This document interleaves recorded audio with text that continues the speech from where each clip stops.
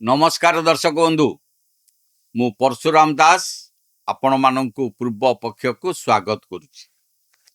दर्शक बंधु आज जितेबले आपण माने हुंतु किंबा मु मोबाइल खोलुछे सेतेबले सामाजिक गणमाध्यम रे जहा देखिबा को मिलुची ताहा केवल आमको आश्चर्य करूनाई बरं जने सचेतन ओडिया भावरे आम मन को गभीर भावरे भाराक्रांत करुची।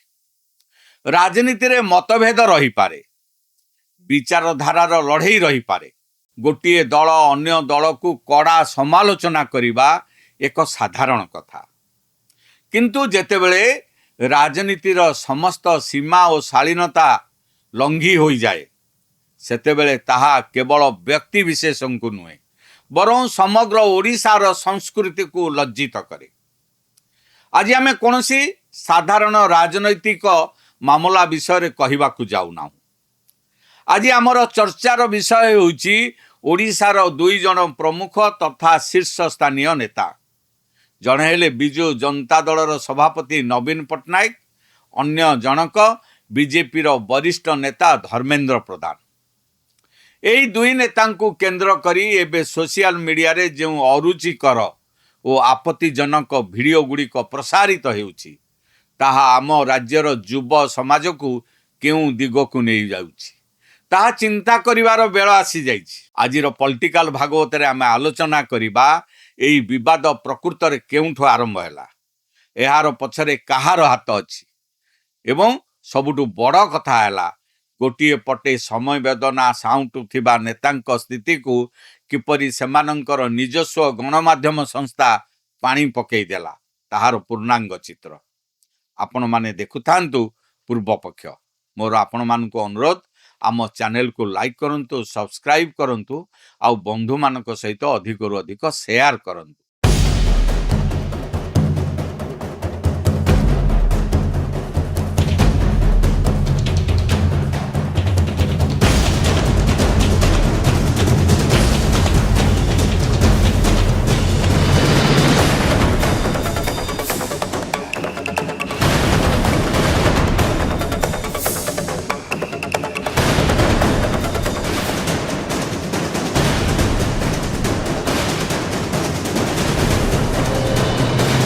दर्शक बंधु यही समग्र विवादर सूत्रपात केमिति हैला ता जानिबा निहाती जरूरी। लोकमानंक मध्यरे चर्चा हेउची एवं विश्वस्त सूत्ररु जहा जना पड़ुची पूर्वतन केंद्र मंत्री धर्मेंद्र प्रधानक सह जड़ित थिबा एक टीवी चैनल डिजिटल प्लेटफॉर्म रे नवीन पट्टनायकंकर तथा कथित संपर्कीय भाई दिलीप पट्टनायकंकर एक साक्षात्कार प्रसारित करा जाइथिला। सेही साक्षात्कार रे दिलीप पट्टनायक किछि एपरी कथा कहिथिले जहा संपूर्ण रूपे व्यक्तिगत एवं अरुचिकर थिला। से कहिथिले जे नवीन पट्टनायक कुआडे साड़ी पिंधि नाचिबा को भल पांती, एतिकी कहिकी सेमाने क्षांत होई नथिले। सेही संपृक्त डिजिटल चैनल रे नवीन पट्टनायकंकर एक एआई जेनेरेटेड साड़ी पिंधा फोटो बा वीडियो प्रस्तुत करी प्रसारित करा जाइथिला। चिंता करंतु जने वरिष्ठ तथा दीर्घ दिन धरी राज्यर मुख्यमंत्री रहिथिबा नेतांकु नहीं जदि एभली स्तर को खसी कार्य करा जाए तेबे राजनीतिर मान केउठाकू खसी गला बोली धरिबा। एही घटना परे समग्र राज्य रे एक प्रकार क्षोभ एवं प्रतिक्रिया सृष्टि हवा स्वाभाविक थिला। जेतेबेले एआई वीडियो एवं साक्षात्कार प्रसारित हैला सेतेबेले विजु जनता दल तरफरु एहार जोरदार प्रतिक्रिया प्रकाश पाइला।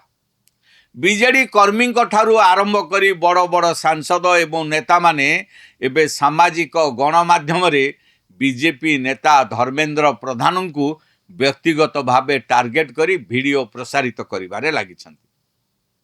केवल सेतिक नुहे एही राजनैतिक कादुआ फिंगा फिंगी केवल राजधानी रे सीमाबद्ध नाही, बीजेडी रो तृणमूल स्तर कर्मी माने एबे एही सबु वीडियो को गाँ गहल को पंचायत को प्रसारित करिबारे लागिछन्ति।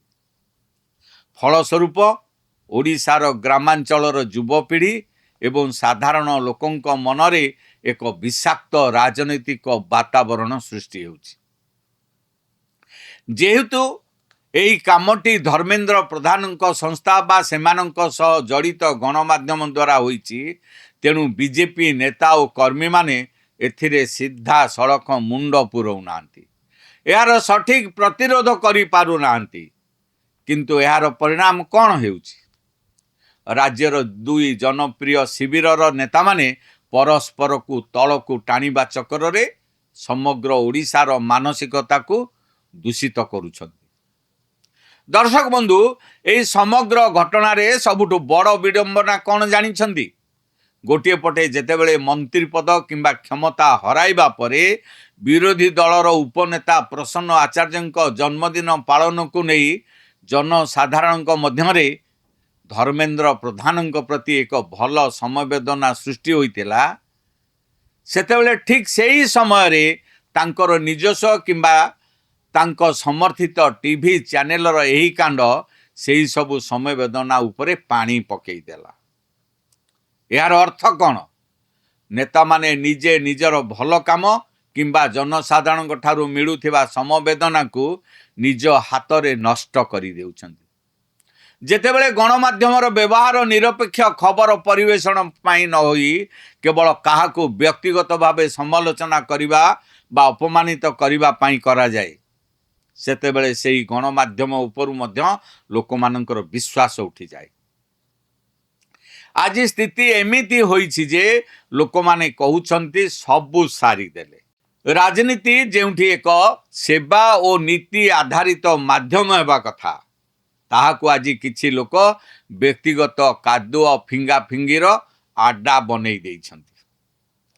ତେବେ ଆଜିର ଏହି ପ୍ରସଙ୍ଗରୁ ଆମକୁ କ'ଣ ଶିଖିବାକୁ ମିଳୁଛି? ଓଡ଼ିଶାର ଜନସାଧାରଣ ବହୁତ ସଚେତନ। ଆପଣମାନେ କେବଳ କିଛି AI ଭିଡ଼ିଓ ବା ଅରୁଚିକର ସାକ୍ଷାତକାର ଦେଖାଇ ଲୋକଙ୍କ ମୁଣ୍ଡ ଖରାପ କରିପାରିବେ ନାହିଁ। କିନ୍ତୁ ଏହାଦ୍ୱାରା ଯେଉଁ ସାମାଜିକ ଅବକ୍ଷୟ ଘଟୁଛି, ତାହା ଆମ ସମସ୍ତଙ୍କ ପାଇଁ ଏକ ବଡ଼ ବିପଦ। ଆଜି ଯଦି ନବୀନ ପଟ୍ଟନାୟକ କିମ୍ବା ଧର୍ମେନ୍ଦ୍ର ପ୍ରଧାନଙ୍କ ପରି ବଡ଼ ନେତାମାନଙ୍କୁ ଏଭଳି ସ୍ତରକୁ ଖସାଇ ଆକ୍ରମଣ ଓ ସମାଲୋଚନା କରାଯାଏ, ତେବେ ଆଗାମୀ ଦିନରେ ସାଧାରଣ ଯୁବକମାନେ ରାଜନୀତିକୁ କେଉଁ ଦୃଷ୍ଟିରେ ଦେଖିବେ? ସେମାନେ କ'ଣ ଶିଖିବେ? ରାଜନୀତି ନୀତି, ଆଦର୍ଶ ଓ ଜନସେବା ଉପରେ ଆଧାରିତ ହେବା ଉଚିତ, ବ୍ୟକ୍ତିଗତ ଆକ୍ରମଣ କିମ୍ବା କୁଶ୍ଚରଟନା ଉପରେ ନୁହେଁ। ଯେଉଁମାନେ ଏହିସବୁ କରୁଛନ୍ତି ସେମାନେ ବୁଝିବା ଦରକାର ଯେ ଜନତା ସବୁକିଛି ଦେଖୁଛି ଏବଂ ସମୟ ଆସିଲେ ଏହାର ଉପଯୁକ୍ତ ଜବାବ ମଧ୍ୟ ଦେବେ। ରାଜନୀତି ହେଉ, କିନ୍ତୁ ରାଜନୀତିର ମର୍ଯ୍ୟାଦା ରହୁ।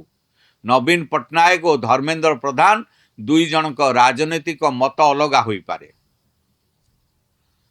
ଦୁଇ ଜଣଙ୍କ ଦଳ ଅଲଗା, ଦୁଇ ଜଣଙ୍କ ରାଜନୈତିକ ଦୃଷ୍ଟିକୋଣ ଅଲଗା। ସେଥିପାଇଁ ଲଢ଼େଇ ହେବ, ତର୍କ ବି ହେବ, ସମାଲୋଚନା ବି ହେବ, କେବେ କେବେ ତୀବ୍ର ରାଜନୈତିକ ଶବ୍ଦରେ ଆକ୍ରମଣ ମଧ୍ୟ ହେବ। ଏହା ଗଣତନ୍ତ୍ରର ସୌନ୍ଦର୍ଯ୍ୟ। କିନ୍ତୁ ଗଣତନ୍ତ୍ରର ସୌନ୍ଦର୍ଯ୍ୟ ସେତେବେଳେ ନଷ୍ଟ ହୁଏ ଯେତେବେଳେ ଆମେ ନୀତିରୁ ବ୍ୟକ୍ତିକୁ ଆକ୍ରମଣ କରିବା ଆରମ୍ଭ କରୁ। ଆଜି ଯଦି ନବୀନ ପଟ୍ଟନାୟକଙ୍କୁ ନେଇ ବ୍ୟକ୍ତିଗତ ଭିଡ଼ିଓ ହେଲା, ଆସନ୍ତାକାଲି ଧର୍ମେନ୍ଦ୍ର ପ୍ରଧାନଙ୍କୁ ନେଇ ହେବ, ତାପରେ ଅନ୍ୟ ନେତା, ତାପରେ ଅନ୍ୟ ଦଳ, ଶେଷରେ ସାଧାରଣ ଲୋକ ଏହି ଡିଜିଟାଲ ରାଜନୀତିର ଶିକାର ମଧ୍ୟ ହୋଇପାରନ୍ତି। ତେଣୁ ଏଠାରେ ରେଖା ଟାଣିବାର ଆବଶ୍ୟକତା ରହିଛି। ସବୁ ସାରିଦେଲେ, କିନ୍ତୁ କ'ଣ ସାରିଦେଲେ? ଆଜିର ଶୀର୍ଷକ ଆମେ ରଖିଛୁ ସବୁ ସାରିଦେଲେ। ଯଦି ରାଜନୀତିରେ ବ୍ୟକ୍ତିଗତ ଅପମାନକୁ ଅସ୍ତ୍ର କରାଯାଏ, ଯଦି ଏଆଇକୁ ମିଛ ଦୃଶ୍ୟ ତିଆରି କରିବାରେ ବ୍ୟବହାର କରାଯାଏ, ଯଦି ଗୋଟିଏ ଦଳର ଭୁଲକୁ ଅନ୍ୟ ଦଳ ଆଉ ଗୋଟିଏ ଭୁଲରେ ଉତ୍ତର ଦିଏ, ତେବେ ସରିଯାଉଛି କେବଳ ଗୋଟିଏ ଭିଡ଼ିଓ ନୁହେଁ, ସରିଯାଉଛି ରାଜନୈତିକ ମର୍ଯ୍ୟାଦା, ସରିଯାଉଛି ମିଡ଼ିଆ ଉପରେ ବିଶ୍ୱାସ, ସରିଯାଉଛି ସୋସିଆଲ ମିଡ଼ିଆରେ ସତ ଓ ମିଛ ମଧ୍ୟରେ ଥିବା ସୀମା। ଆଉ ସବୁଠାରୁ ବଡ଼ କଥା, ଆମ ଯୁବପିଢ଼ିର ରାଜନୀତି ପ୍ରତି ବିଶ୍ୱାସ ସରିଯାଉଛି। ତେଣୁ ଆଜି ଆମେ ନବୀନ ପଟ୍ଟନାୟକଙ୍କୁ ସମର୍ଥନ କରୁନାହୁଁ କିମ୍ବା ଧର୍ମେନ୍ଦ୍ରଙ୍କୁ ବିରୋଧ କରୁନାହୁଁ, ବିଜେଡ଼ି କିମ୍ବା ବିଜେପି ପାଇଁ ପ୍ରଚାର ମଧ୍ୟ କରୁନାହୁଁ। ଆମେ କେବଳ ଗୋଟିଏ ପ୍ରଶ୍ନ ପଚାରୁଛୁ, ଓଡ଼ିଶାର ରାଜନୀତି କେଉଁ ସ୍ତରରେ ରହିବ? ନୀତିରେ, ବିକାଶରେ, ଲୋକଙ୍କ ସମସ୍ୟାରେ ନା ମୋବାଇଲ ସ୍କ୍ରିନରେ ଚାଲୁଥିବା ଅରୁଚିକର ଭିଡ଼ିଓରେ? ଆମର ନେତାମାନେ ଯଦି ପରସ୍ପରକୁ ଗାଳି ଦେବେ ତେବେ ଆମ ଯୁବକ କ'ଣ ଶିଖିବେ? ଆମର ରାଜନୈତିକ କର୍ମୀମାନେ ଯଦି ପର୍ସନାଲ ଆଟାକକୁ ରାଜନୀତି ଭାବିବେ ତେବେ ଗଣତନ୍ତ୍ରର ଭବିଷ୍ୟତ କ'ଣ ହେବ? ଆଉ ଯଦି ଏଆଇ ଆସନ୍ତାକାଲି ମିଛକୁ ସତ ଭଳି ଦେଖାଇପାରେ ତେବେ ଆମର ଦାୟିତ୍ୱ କ'ଣ ହେବ? ସେଥିପାଇଁ ଭିଡ଼ିଓ ଭାଇରାଲ କରିବା ପୂର୍ବରୁ ସତ୍ୟାସତ୍ୟ ଯାଞ୍ଚ କରନ୍ତୁ। ନେତାଙ୍କୁ ସମାଲୋଚନା କରନ୍ତୁ, କିନ୍ତୁ ବ୍ୟକ୍ତିଗତ ଅପମାନ କରନ୍ତୁ ନାହିଁ। ଏଆଇ ବ୍ୟବହାର କରନ୍ତୁ, କିନ୍ତୁ ମିଛକୁ ସତ ଭଳି ପ୍ରସ୍ତୁତ କରନ୍ତୁ ନାହିଁ। ରାଜନୀତି କରନ୍ତୁ, କିନ୍ତୁ ରାଜନୀତିର ମର୍ଯ୍ୟାଦା ରଖନ୍ତୁ। କାରଣ ନେତା ବଦଳିବେ, ଦଳ ବଦଳିବ, ସରକାର ବଦଳିବ, କିନ୍ତୁ ଓଡ଼ିଶା ରହିବ, ଓଡ଼ିଶାର ଯୁବ ସମାଜ ରହିବ। ଆଉ ଆମେ ଆଜି ଯେଉଁ ରାଜନୈତିକ ସଂସ୍କୃତି ତିଆରି କରିବୁ ଆସନ୍ତା ପିଢ଼ି ସେହି ସଂସ୍କୃତିକୁ ହିଁ ଦେଖିବ। ତେଣୁ ଶେଷରେ ଗୋଟିଏ କଥା, ଲଢ଼େଇ କରନ୍ତୁ ନୀତି ଉପରେ, ପ୍ରଶ୍ନ କରନ୍ତୁ ତଥ୍ୟ ଉପରେ, ସମାଲୋଚନା କରନ୍ତୁ କିନ୍ତୁ ମର୍ଯ୍ୟାଦାର ସୀମା ଭିତରେ। ନଚେତ୍ ଆଜି ଯେଉଁ ଭିଡ଼ିଓକୁ ନେଇ ଆମେ ହସୁଛୁ କିମ୍ବା ରାଗୁଛୁ, କାଲି ସେହି ଡିଜିଟାଲ ଅସ୍ତ୍ର ଆମ ବିରୋଧରେ ମଧ୍ୟ ବ୍ୟବହାର ହୋଇପାରେ। ଦର୍ଶକ ବନ୍ଧୁ, ଆଜିର ଏହି ଆଲୋଚନାରେ ଆମେ ଆପଣଙ୍କ ସାମ୍ନାରେ କୌଣସି ପକ୍ଷ ନେଇ ନୁହେଁ, ବରଂ ଓଡ଼ିଶାର ମର୍ଯ୍ୟାଦା ଏବଂ ସତ୍ୟତାକୁ ଆପଣଙ୍କ ସାମ୍ନାରେ ରଖିଛୁ। ଆପଣଙ୍କ ମତରେ ଏହି ଅରୁଚିକର ରାଜନୀତିକୁ ରୋକିବା ପାଇଁ କିଏ କ'ଣ ପଦକ୍ଷେପ ନେବା ଉଚିତ? ଆମର କମେଣ୍ଟ ବକ୍ସରେ ନିଶ୍ଚୟ ଜଣାନ୍ତୁ। ଭିଡ଼ିଓଟି ଭଲ ଲାଗିଥିଲେ ଏହାକୁ ଅଧିକରୁ ଅଧିକ ସେୟାର କରନ୍ତୁ। ଏହି ସଚେତନତା ସମସ୍ତଙ୍କ ପାଖରେ ଯେପରି ପହଞ୍ଚି ପାରିବ। ଆମ ଚ୍ୟାନେଲ ପୂର୍ବ ପକ୍ଷକୁ ସବସ୍କ୍ରାଇବ୍ କରିବା ପାଇଁ ଭୁଲନ୍ତୁ ନାହିଁ। ଆଉ ଗୋଟିଏ କଥା, ଆପଣମାନଙ୍କ ମଧ୍ୟରୁ ଅନେକ ଆମ ଭିଡ଼ିଓ ଦେଖୁଛନ୍ତି ସତ, କିନ୍ତୁ ସବସ୍କ୍ରାଇବ୍ କରିବାକୁ ଭୁଲି ଯାଉଛନ୍ତି। ଅନୁରୋଧ କରୁଛୁ ସବସ୍କ୍ରାଇବ୍ କରି ଆମ ପୁରା ଟିମ୍କୁ ଉତ୍ସାହିତ କରନ୍ତୁ।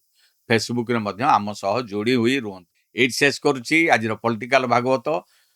ପୁଣି ଦେଖା ହେବ ଆଗାମୀ ଅଧ୍ୟାୟରେ। ରହୁଛି, ନମସ୍କାର। ଚାକିରି ଚିନ୍ତାରେ ସରି ଯାଉଛି ସମୟ, ବଢି ଯାଉଛି ବୟସ। ୟେସ୍, ଆପଣ ବି ଏଇ କଥା ଭାବୁଛନ୍ତି ନା? ତାହେଲେ ଟେନସନ ହୁଅନ୍ତୁ ନାହିଁ। ଏବେ ଚୁଟକିରେ ଚାଲିଯିବ ଏଇ ସବୁ ସମସ୍ୟା। ଆପଣ ପୂର୍ବ ଓଡ଼ିଶାରୁ ହୁଅନ୍ତୁ କି ପଶ୍ଚିମ ଓଡ଼ିଶାରୁ, ସହଯୋଗ କରିବ ଆଞ୍ଜେଲିନା ଏଣ୍ଟରପ୍ରାଇଜେସ୍। ଅଗରବତୀ ମେସିନ ଠାରୁ ନେଇ ପେପର ପ୍ଲେଟ ମେସିନ ପର୍ଯ୍ୟନ୍ତ ଯାହା ଖୋଜିବେ ତାହା ପାଇବେ। ଆପଣଙ୍କ ମନପସନ୍ଦର ମେସିନ ନିଅନ୍ତୁ ଆଉ ଆଜି ହିଁ ଆରମ୍ଭ କରନ୍ତୁ ବ୍ୟବସାୟ। ଯୋଗାଯୋଗ କରିବା ପାଇଁ ଡାଏଲ କରନ୍ତୁ